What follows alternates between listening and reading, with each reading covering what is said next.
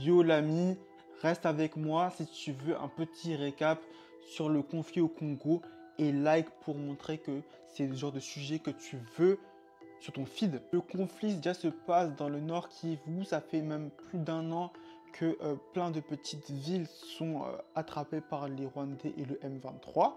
Mais ça fait depuis janvier que le Rwanda et le M23 intensifient les attaques et semblent vouloir isoler Goma, qui est entre le lac et la frontière du Rwanda.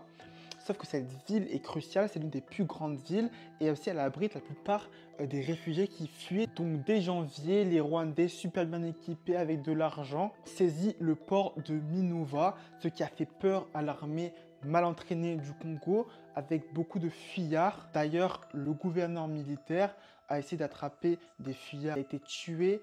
Un front persiste dans la plaine de Saké. L'armée est submergée, donc les Rwandais et le M23 sont rentrés dans Goma. Des ONG et l'ONU ont commencé à évacuer parce qu'ils ont compris ce qui se passait. Il y a eu des soldats, des casques bleus qui ont continué à résister. Ils ont eu des lourdes pertes, on parlait souvent de 19 morts.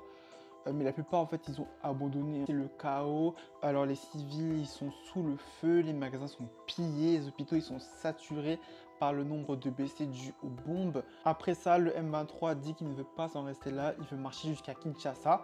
Donc, il prend encore, comme d'habitude, les petites villes. Mais leur prochaine destination, c'est Bukavu.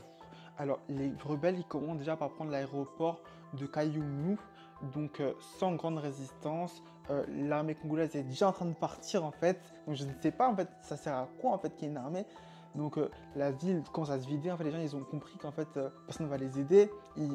Le désespoir, les gars, le désespoir. Je veux dire, il n'y a personne pour les aider.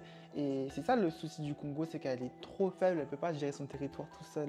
La percée historique du M23 fait peur vraiment à tout le monde, notamment à l'entreprise Alpha Mine qui a évacué son personnel et suspendu les opérations à Bissier qui se situe seulement à 50 km de la ville de Alikale. Mercredi dernier, donc le 19, vers 18 h, ils ont poussé les forces des armées congolaises à se retirer pour éviter les pertes humaines, selon un officier. La population s'est vidée de 50%. Ils savent que le M23, quand ils viennent, c'est la folie. Donc, ils sont tous partis. La situation est déplorable, la situation humanitaire en tout cas. Le lendemain, les Wazalando, donc les forces congolaises, ont contre-attaqué en lançant des roquettes, ce qui montre du coup l'échec des négociations entre Tshisekedi et Kagame. La suite doit être diplomatique, mais comment les faire se parler? La population cherche la paix, cherche l'ordre, les banques ne marchent plus, plus rien ne marche dans ces endroits.